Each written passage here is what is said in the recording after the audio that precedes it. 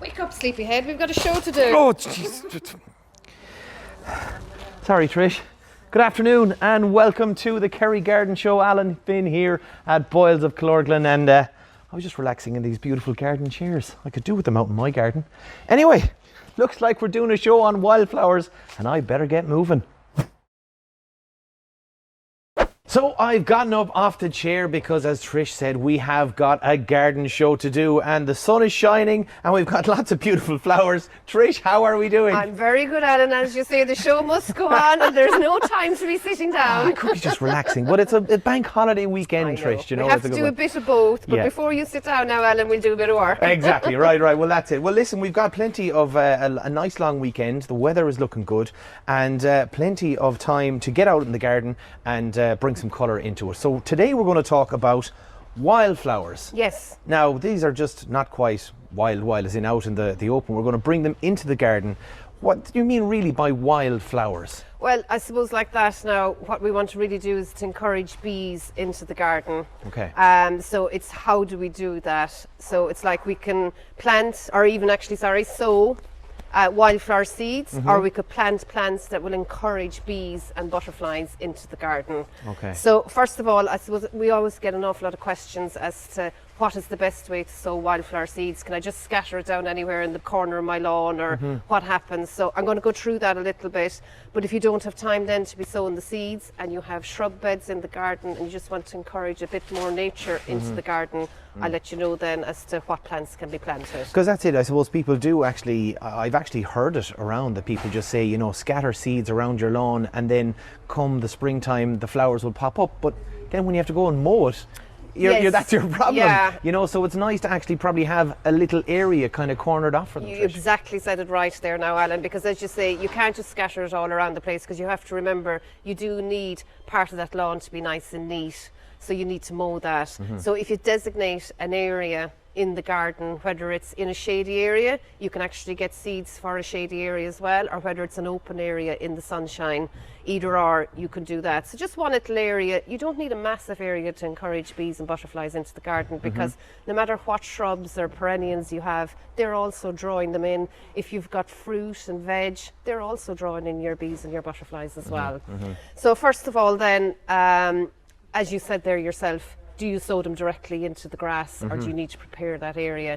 You are better off long term to get rid of the grass. Okay. Now, obviously, if we're sowing wildflowers, we don't really want to be spraying the area with Roundup or anything. Because that's what I was just going to say. So are we talking about going out and getting a bit of Roundup and killing off the grass first, or does that then ruin the soil for the wildflowers? Well, it does, and it's really taken away from the whole thing of trying to encourage nature, you know, naturally in the garden. So a little bit of labour now, Alan. There's no sitting down on that bench. I'm up and I'm ready to go. So you get your spade and you take off the top layer of your grass. Yeah. And it will be easy enough as long as it's not too dry. If it's kind of moist, it'll be easier to take it off. So take off the top layer, then get a fork and fork your areas. So when you're forking your area, you're loosening out the soil. Yes. Get a rake then and rake it level and rake out and pick out any stones that might be in it as well. Okay, everything the basics, They don't require a great lot of fertile soil either, so there's no point in getting carried away putting down a load of fertilizer either. And that's probably one of the benefits really, is that they don't really need, you know, the high quality soil or a lot of looking after. They're wildflowers and they're used to, you know, making the most of what they got really. That's it. So if you have an area that you're finding difficult to grow good plants in, wildflowers might be the best way to do it. So as I say, you fork your area, have it nice and level, pick your stones off it.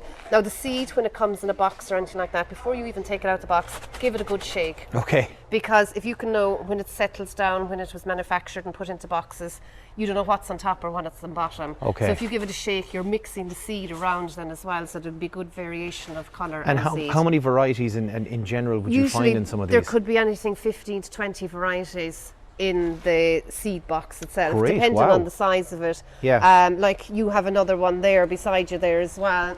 that does 40 square metres. Okay. And that's a native Irish species are in that. Wow. So if you just want to go with Irish species, that's a fantastic one to do. And I love how it literally just goes, how much is 40 square metres? Because I'm always asking that question. Everybody does, It yeah. literally says on the front, roughly the same size as 4 average cars. I think that's great because I'm always wondering about it just about keeps that. it simple, as you say. Like a guy came in this morning to me and he says, I've got a really, really small area. So what I gave him then was like a seed packet. Oh yeah, because so that's these all are he wanted. literally small for anyone who's So like the listening on the boxes radio. I have in my garden or in my hand now grows 6 to 8 square metres. That's Okay. what that covers. This will only cover a small bit then as well. Mm-hmm. So, I mean, there's all different types of mixtures. This one now is a Wildflower. Woodland shade. Yeah, so that's a very handy one. So It at least is, if there's someone with a small garden who doesn't have a lot of sun coming in, and it does come in for a couple of hours, you have a nice little corner there and you could actually put that in there. And even if you've got trees or something like that, you want It'll a work nice underneath them. carpet of wildflowers Beautiful. underneath them. Now, usually as well, in the boxes, it's a mixture of annuals and perennials. Okay, so there'll be some that will literally just bloom for one season Exactly. and others will come back and every the year. others will keep coming back every year. Now, when you sow it, then, as I was saying, you mix it. If you had dry sand, horticultural dry sand, Okay. and you mix the box of seed with the horticultural dry sand. So would you do that kind of in a bowl or in a tub or something, in a bucket? Sometimes what you're better off to do, even if you had just a square patch, Yeah. just to kind of even get bamboo canes or sticks and section it off in 4 sections. Right. And then separate the box into 4, say, bowls or whatever, and get your sand then and put it into each bowl or bucket and mix it together. Lovely. And then you have your one bucket, you go out and you put it into the one square. Yeah. And the idea of the sand is just basically to see where you're distributing the seed out. It makes it easier because the seed is very fine. Right. When you put it out in the soil, you'll be going, did I put some there or did I not? So when you Absolutely, put yeah, the sand out, it's just easier for application then as well. And would you then literally just lay it on top of the soil? Do we need to put anything kind of over it then or No, nothing? what Literally you do just then after that is that you need to what was I going to say, roll it, or Okay. even if it's a small area, just use your feet Yeah. and just step along it. A little walk now, over. you're not going mad. Like if you've got a roller, it's a light water roller, and it's just a quick rub over it. So what it's actually doing is just pressing the seed down into the soil so the germination will come on that bit quicker. Okay. If it's very, very dry, you give it a light sprinkling, but don't go with a hose where the water is shooting shoot out, out, or else yeah, the it'll seed drown has gone it, yeah, everywhere. yeah. Usually then, I suppose about 8 weeks after, you'll probably see the annuals coming up, and they will flower first, and the perennials then will come up a little bit later. So from 6 to 8 weeks, you should see some flower coming up.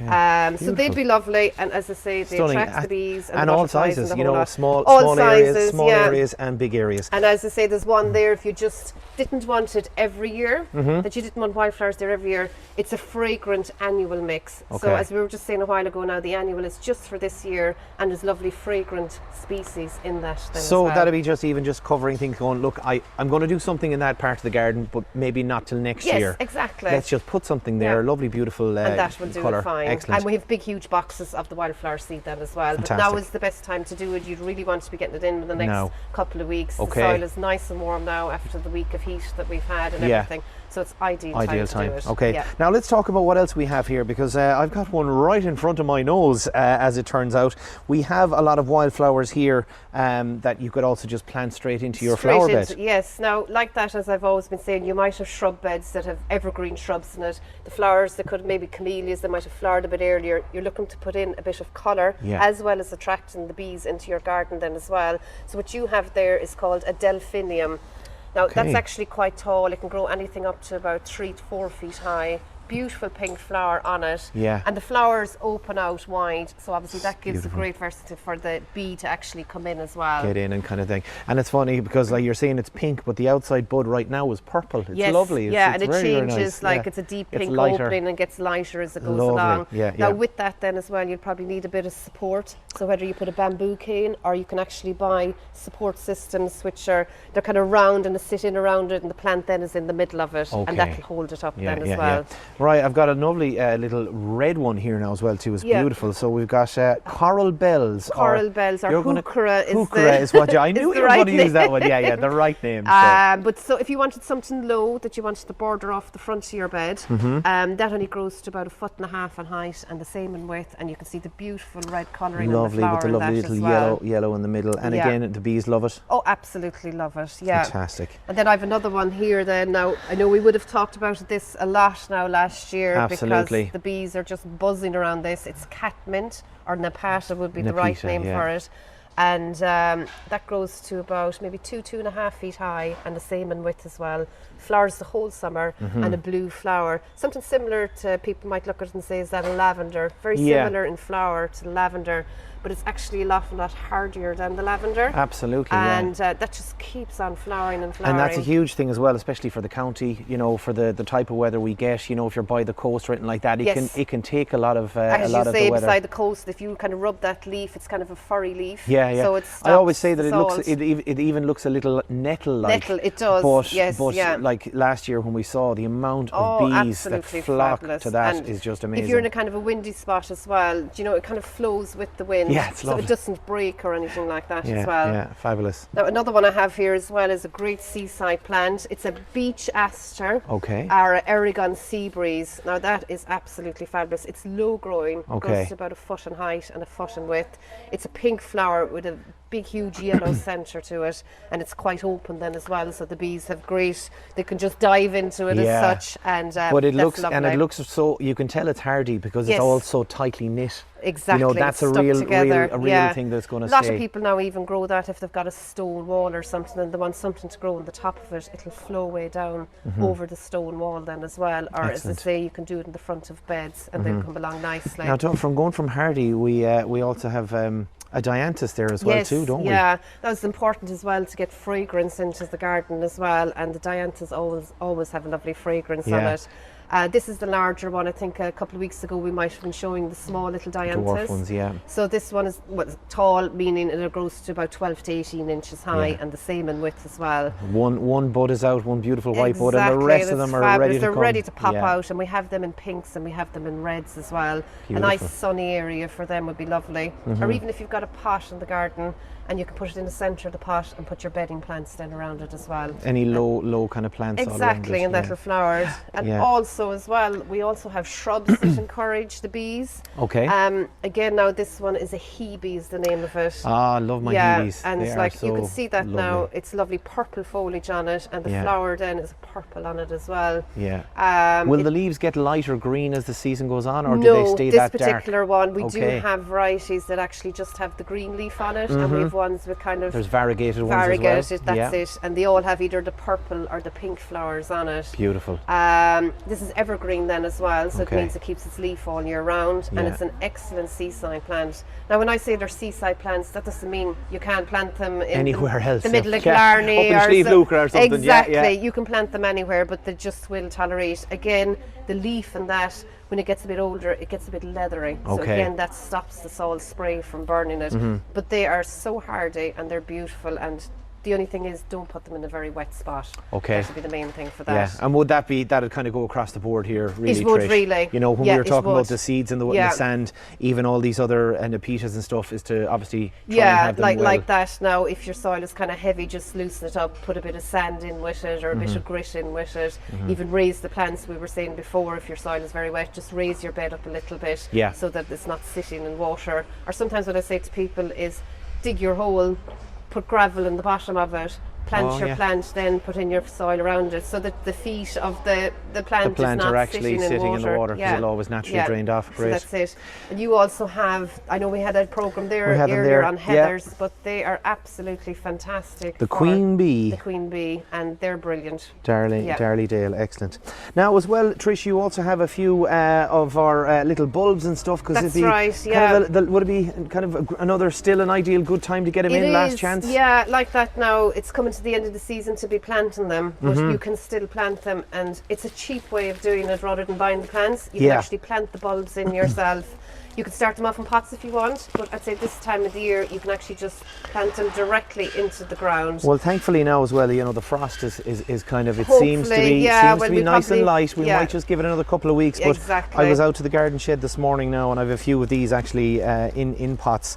And I kind of was going, oh no, I left them out, but it was like, okay, no, it's just a nice dew, yeah, not but too seeing harsh. that now, Alan, as well, if people have planted them, or even yourself now, and you do hear there's a night's frost coming, just pop them into the garage for the night and take them out then the following day. And that kind of hardens off plants then as well. If you're taking them out during the day, taking them in at night if it's going to be cold, and then gets them gradually used to the temperature then outside. Okay, great. So when you do, possibly if you're putting them into a bed down the line, that they'd be good and hardy then to go out. Excellent. So there's 3 for 10 there now, so good. You get a good little selection. Exactly. Beautiful lilies and the gladioli and dahlias. Gorgeous. There's begonias, like the lilies now. That one is a stargazer, and the fragrance out of that is just absolutely fabulous. If you've no room in your garden in the beds, put them into pots, and you have your pots then up around the door of your patio. Lilies. Or when you're sitting down, Ellen. I'm not going to let you away with this sitting down. You can smell there around you. Do you know what? I'm just worked very hard, Trish. You know, I'm like yourself. I'm flat out. Listen, that is fantastic. What a great variety of stuff we have here on today's show. Lots of wildflower seeds. Great to get in the garden. Encouraging the bees, and of course that benefits everything in your garden. Everything in your garden will come on if the bees are visiting. So listen, hopefully giving you plenty of time to think and keep you lots and busy over the bank holiday weekend. Hopefully the weather will be lovely and hold up. Hopefully hope you have a good bank holiday weekend. Thank you, Alan. Yeah, all right. See you in the garden. Absolutely. That's pretty much it from us here this week on the Kerry Garden Show. For myself, Trish, and everyone here at Boyles. We'll talk to you next week. Happy gardening.